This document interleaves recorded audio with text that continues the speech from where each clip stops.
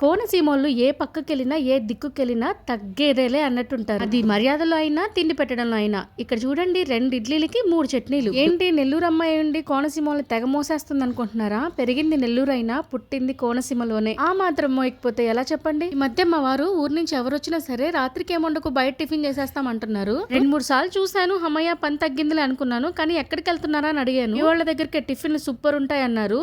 రా నిన్ను తీసుకెళ్తానని చెప్పేసి సాటర్డే అయినా సిటీలో ఫుల్ ట్రాఫిక్ తీసుకొచ్చేసారు. వచ్చాక మెనూలో మా ఊరు పక్కన ఉన్న ఊర్ల పేర్లు చూసి పూర్తిగా చంద్రముఖిగా మారిన గంగలా అయ్యాను. ఇక్కడ చట్నీలు అయితే అన్లిమిటెడ్ అనమాట. నెల్లూరులో ఎక్స్ట్రా చట్నీ అడిగామంటే పై నుంచి కింద వరకు చూస్తారు. ఒక నెల్లూరు వాళ్ళకి మాత్రమే అర్థమవుతుంది. ఇంకా కిచెన్ కూడా హైజీన్ గానే అనిపించింది నాకు. 150 రూపీస్ కి అన్లిమిటెడ్ టిఫిన్స్ కూడా అవైలబుల్ ఉంది ఇక్కడ. మంచి ఫుడ్డీస్ కనుక వచ్చారంటే పండగే వాళ్ళకి ఆ రోజు. టిఫిన్ చేసి బయటకు వచ్చిన తర్వాత కిల్లి బదులు ఇక్కడ వేడివేడిగా బొప్పట్లు అమ్ముతారు. ఒకటి 20 రూపీస్. అప్పటికప్పుడే మనకి నెయ్యి వేసి కాల్చిస్తారు. చూస్తేనే నోరూరిపోతుంది. నోట్లో వేసుకుంటే అలా కరిగిపోతుంది. నచ్చిందా? నచ్చితే నెల్లూరమ్మని లైక్ చేసి ఫాలో అయిపోండి.